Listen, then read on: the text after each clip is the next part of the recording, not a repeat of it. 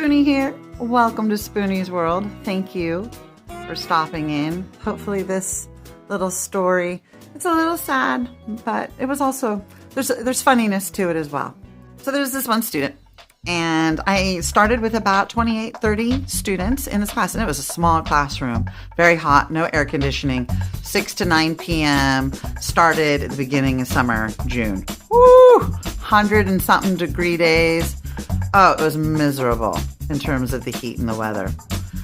You go through those and you do a few terms with the same students. You know, you care about them. You want them to do well.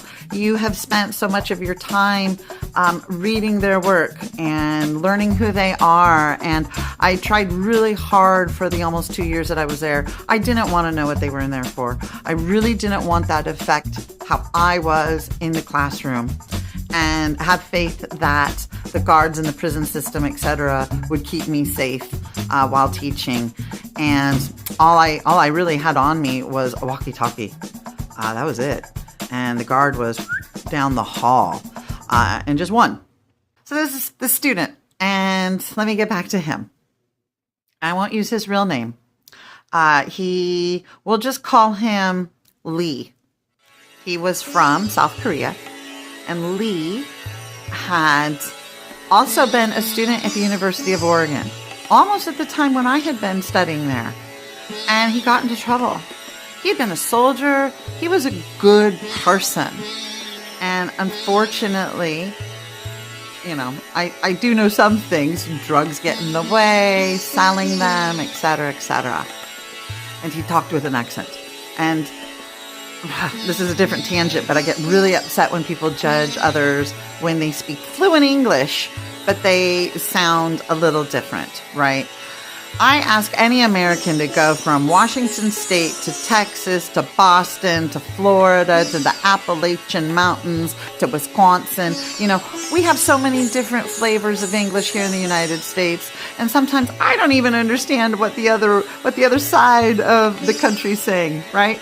So I can't stand that judgment when somebody's truly fluent in a language, but because they haven't mimicked a person born here. Anyway, I think it's quite impressive when somebody can speak more than 2 languages fluently, and this gentleman could speak at least 4. Smart person. And obviously I've been teaching, I have fun rapport, a lot of fun in these classes. In fact, I'd say my inmates were some of the best students I've ever had because they wanted to be there. They put in the effort, and some of them actually worked. So it's not like they just sat around all day. I couldn't believe the industry that would happen inside our prisons. Laundry services for the hospitals, woodworking and construction, where they literally made the bunk beds and the beds for the dorms for a different university in the state. So there is full-on industry and work that these inmates do. And then they also can take college classes. So I always got there early and walk up. You know, it's a whole system. Just because class starts at 6 doesn't mean you can roll in at 5:50. Not that I ever would. I'm one of those instructors where I like to be in the classroom, get in the right mindset, prepare, whatever. Oh, no. Not if you work at a prison. It will take you at least an hour to get in, because you have to go through all these checks and balances and get your equipment and sign in and go through one gate, and then they call to the next gate. And then they call that, and then that one opens, and then you gotta walk through that. Anyway, then you gotta go up through the 5 different flights of stairs, and then get that gate open, and then that guard calls down, and then there's my guard up there greeting me, and he was the best. He was my favorite. He was my guardian angel. He went by Gabe. I called him Gabriel. I always felt safe when he was on duty. In fact, I'd get upset if there was a substitute. He was phenomenal. There was just something about that person. I always felt safe. And I always felt safe in my class too. I was incredibly scared to take this position. But you end up developing rapport. If you're a good educator, you know, you're a good educator. I do wear perfume, and I get used to how, you know, it's either smell like roses or smell like garlic and onions. I'd rather pick the first, right? Rose, citrus. And apparently I had just put some on in the car before going in and doing the long hour process. And I get up there, I'm chit-chatting with the guard on duty, Gabe. And all of a sudden, you hear Lee, that was the student. I'll never forget it. He's like, Profesora! I'm like, hi, Lee. ¿Cómo estás? He's like, I knew you were here. I was like, you did? How's that? Because I do have a loud projecting voice. It's a gift and a curse.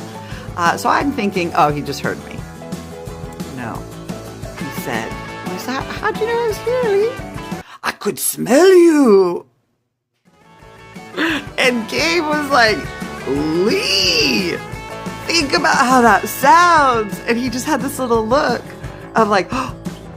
And then he kind of like was almost like embarrassed because he wasn't trying to be weird or creepy or anything. It was just a sweet comment. And so like about 10 minutes later, I had to go like do a quick little chat with him. And, like, I appreciate that. And thank you. I'm glad I smell good. And he understood how weird it sounded because, you know, he's fluent in English. He understood, but it was just the excitement, I guess, of class and being there and being the first one and being right. Profesora was there. Profesora Spoonie, smelling like a rose, in fact, was standing there waiting. Anyway, it was just a cute little moment. He meant no absolute harm. And it was so funny, though, with the guard standing right there. Lee, how does that sound? Oh, Professor, I'm so sorry. It was cute. It was cute. Anyway, thanks for stopping in. Let me know your thoughts on education in our penitentiaries. There's a lot to be said about industry and prisons and privatized prisons. Maybe that's something we should talk about sometime in the near future. What are your thoughts on privatized prisons in the United States, where some actually have stock in prisons? Cheapest labor, right? Pretty darn close to slave labor. Some don't even get paid. That's not what this is about. This was about Lee. I could smell you. It was so funny. It really made my day that day because it was just so funny. Thanks for watching. I appreciate you stopping in. You're the best part of Spoonie's World. Please like, subscribe, share all that fun stuff. And I'll see you next time. Bye.